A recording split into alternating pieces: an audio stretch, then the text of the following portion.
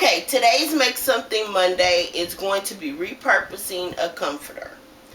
And what I have here, this brown that you see, is my daughter's old comforter.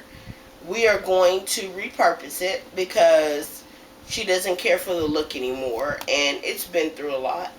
So this is a reversible comforter. Your comforter does not have to be reversible. But see, like on hers, her pink side is a little rattier looking than the brown side. So we're going to lay that side down. On top of it, I'm going to sew this comforter. Well, not comforter, but fabric. See, it's a pretty white with red and black colors all over it, and flowers. Really cute. She's really into red, so this works for her. What I'm going to do is flip this side over, and I'm going to sew it with the pretty side down on top of the brown comforter. Before I start sewing, I have to pin it. So I'm going to go ahead and get this flipped over. I'm going to pin it down, and then I'll show you what it looks like. Once it's pinned down, I'll crank up my sewing machine, and I'll get to sewing. Okay, so I've got the cover all pinned. I'm getting ready to sew, but I wanted to come back and just show you something. You see the seam down the middle where I was telling you I had to get 2 pieces of fabric to stretch out across this comforter because of the size. Well, I've sewn that together. I had that pinned when I showed you before. I've actually sewn this together. It will blend very well once I sew this to the comforter. But I just sewed the fabric together. I did not sew it to the comforter yet.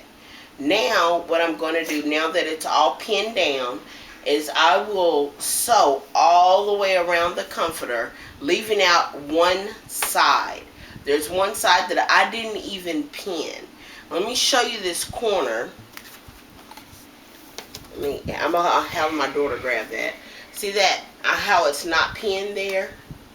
That's intentional. You want to have one entire side of the comforter like that, to where it's not pinned, because you'll see why in just a moment. But I'm going to go ahead, everything else is pinned. I'm going to go ahead and get that sewn, and I'll be right back. Okay, so I have all my sides sewn except for this one side that I left open. The reason why I left this open is because I want to talk to you about it. What you're going to need to do is sew this about halfway through. So just all the way to the halfway point. Okay? Once you've got it sewn all the way to the halfway point, you'll turn it inside out, which will make this come out on the pretty side, and the opposite side to this is the brown. So I'll go ahead and get this sewn halfway through, and then we'll pull it through. And once it's pulled through, you want to hand sew the other half that you did not sew. Okay? It'll make sense in just a moment. Okay, I'm working really quickly. I want to show you this. I've only sewn half of that area, so I left that hole open. What I'm going to do now is reach in from this corner all the way down to the opposite corner on the opposite side. So for instance, my hand is going to go in on the right, here at the top right, and I'm going to go all the way down in and pull that end of the cover through first, okay? And then I'll work in the other side. So I'll go ahead and get this turned over, and I'm going to sew it up, and I'll show you the finished product. Okay, so it's done. This is the recovered comforter. You can do this with any fabric at any craft store. I've done this actually more than once. I've done it with, this is for my daughter, but I have another daughter that I'm doing one for. It looks like a bandana type fabric. You can, if you find some discounted fabric, grab it. You can sew it together like I did this one. Or you might even get lucky enough to find a piece that's just really big, like I did once before with my boy's comforter.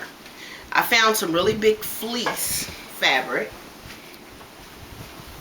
and I did a Texas